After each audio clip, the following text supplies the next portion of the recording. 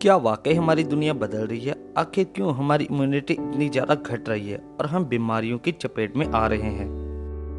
तो क्या ये एनवायरनमेंट चेंजेस की वजह से तो नहीं हो रहा जो ये बीमारियां पहले से ज़्यादा घातक हो रही हैं? जहाँ ये कह सकते हैं कि इन बीमारियों के ज़्यादा ताकतवर होने की वजह हमारी बढ़ती हुई आबादी है। क्या आपने कभी सोचा है कि क्यों कुछ बीमारियों पर दवाइयों का असर नहीं होता जिनसे उनका पहले इलाज किया जाता था? तो आज हम बात करेंगे कि कैसे वायरसेस हमारी पूरी दुनिया को बदल रहे हैं। इससे पहले कि मैं इस वीडियो को शुरू करूं, आप इस चैनल को सब्सक्राइब कर लीजिए, वीडियो को लाइक कीजिए, शेयर कीजिए और बेल आइकन की घंटी दबाना मत भूलिएगा। इस वीडियो को स्किप मत कीजिएगा क्योंकि ये वीडियो बहुत ही ज़्यादा इंटरेस्टिंग होने वाली है और मेरे साथ अंत तक इस वीडियो पर बने रहिएगा और नए यूजर चैनल को सब्सक्राइब जरूर कीजिएगा। तो दोस्तों, आज हम बात करेंगे कि कैसे एवोल्यूशन की दौड़ में वायरसेस अपने आप को विकसित कर रहे हैं, जहाँ कह सकते हैं कि ये अपने आप को और भी ज़्यादा पावरफुल बना रहे हैं। तो दोस्तों, सबसे पहले तो हमें यह जानना चाहिए कि ये वायरसेस होते क्या हैं, कि कैसे ये इतनी आसानी से हमारी बॉडी के इम्यून सिस्टम को डैमेज करते हैं।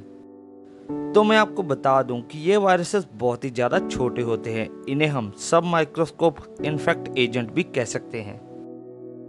इसका मतलब ये है कि ये बहुत ही ज़्यादा छोटे होते हैं किसी और दूसरी माइक्रोस्कोपिक लाइफ के। आखिर ये वायरसेस कैसे हजारों सालों तक जिंदा रहते हैं? जो भी जीव इन वायरसेस के संपर्क में आता है ये उनको इन्फेक्ट कर देते हैं। ये उनके अंदर जाकर उनके सेल्स के अंदर ही रहते हैं और वहीं पर रहकर अपने जैसे और डुप्लीकेट पैदा कर लेते हैं।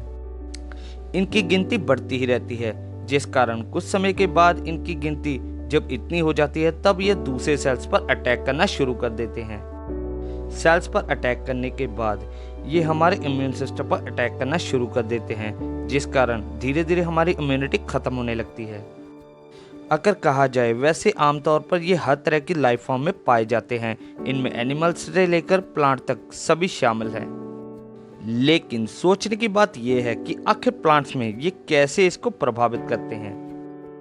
इसका मेन कारण है इंसेक्ट्स। वैसे तो इंसेक्ट्स प्लांट्स के ग्रो और इनकी जनरेशन बढ़ाने में सहायता करते हैं, लेकिन ये इंसेक्ट्स इनके ऊपर वायरसेस भी छोड़ सकते हैं जो कि इनके अंदर जाते ही अपना काम करना शुरू कर देते हैं।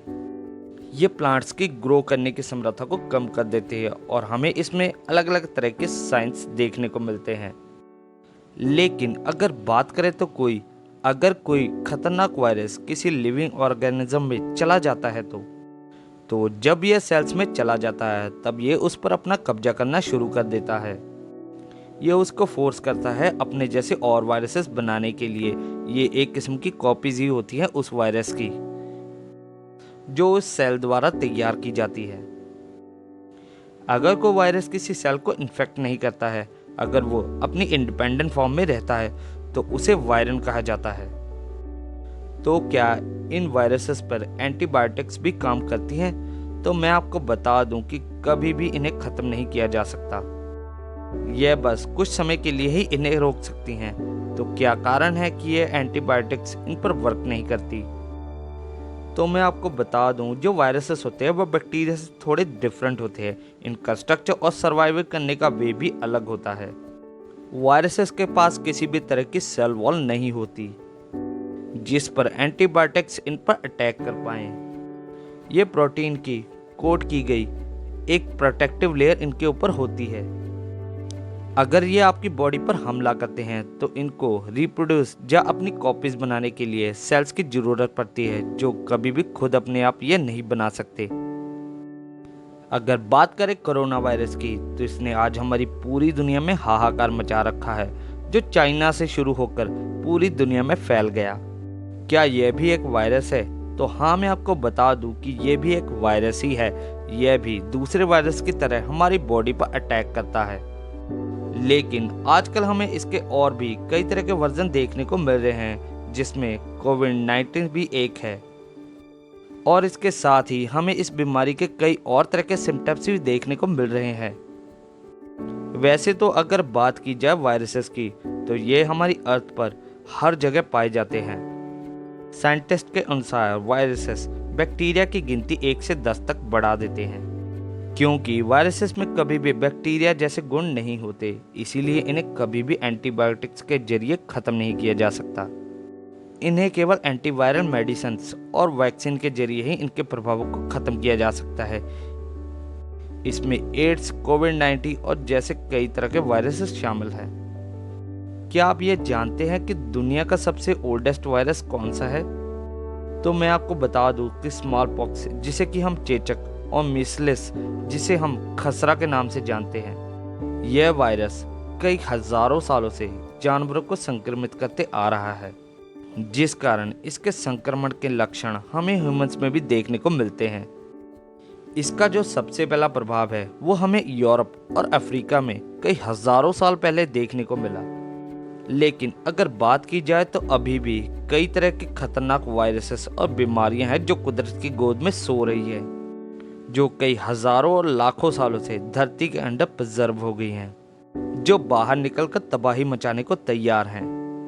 इन्वायरमेंट चेंजेस के कारण हजारों और लाखों सालों से जमी हुई बर्फ के नीचे यह वायरसेस बर्फ पिघलने के साथ ही कई पुराने वायरसेस और बैक्टीरिया धरती से बाहर आ रहे हैं और जो जिंदगी को प्रभावित करने में लगे हुए हैं। अगस्त 2016 में आर्कटिक सर्कल में साइबेरियन टुंड्रा, जिसे कि यामन पेंसुला भी कहा जाता है, वहां एक 12 साल के लड़के की मौत हो गई। इसके बाद 20 लोगों को हॉस्पिटल में भर्ती करवाना पड़ा एंथ्रेक्स इन्फेक्शन के कारण। इसकी कहानी शुरू होती है 75 ईयर पहले। एक रेनडियर के एंथ्रेक्स वायरस के इन्फेक्शन के कारण उसकी मौत हो गई, लेकिन 2016 तक इसके बर्फ में ही दबे रहने के कारण, जिसे हम परमाफ्रॉस्ट भी कहते हैं, तब तक ये वहीं पर जमीन में बर्फ के नीचे दबा रहा।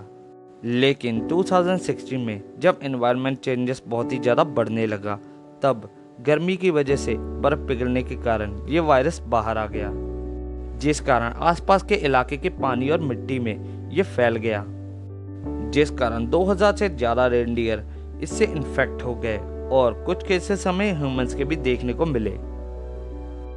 इसीलिए शायद साइंटिस्ट द्वारा एनवायरनमेंट चेंजेस को बहुत ही ज़्यादा बड़ी प्रॉब्लम बताया जा रहा है, क्योंकि शायद कुछ ऐसी बीमारियां धरती के अंदर सो रही हैं जो पूरी की पूरी मानव जाति के साथ ही धरती पे और सारे जीवन को भी प्रभावित कर सकती हैं। लेकिन क्या हम मेडिकल फील्ड में इतनी ज़्यादा तरक्की कर सकते हैं ताकि हम ह्यूमंस के कटे हुए अंगों को रीग्रो कर पाएं, जैसे कि छिपकलियां और स्टारफिश करती हैं? लेकिन शायद आपको हमारे इसके लिए अगले एपिसोड का इंतज़ार करना पड़ेगा। दोस्तों, हम देखते हैं कि 91% व्यूवर हमारी वीडियोस को देखते तो है, लेकिन हमारे चैनल को सब्सक्राइब नहीं करते हैं। तो प्लीज़ आप इस चैनल को सब्सक्राइब जरूर कीजिएगा और इस चैनल को ग्रो करने में हमारी सहायता कीजिएगा। अगर मेरे द्वारा दी गई ये जानकारी आपको अच्छी लगी तो आप इस चैनल को सब्सक्राइब कर लीजिए, वीडियो को लाइक कीजिए, शेयर कीजिए और बेल आइकन की घंटी दबाना मत भूलिएगा, ताकि आपको आने वाले वीडियो का नोटिफिकेशन मिलता रहे।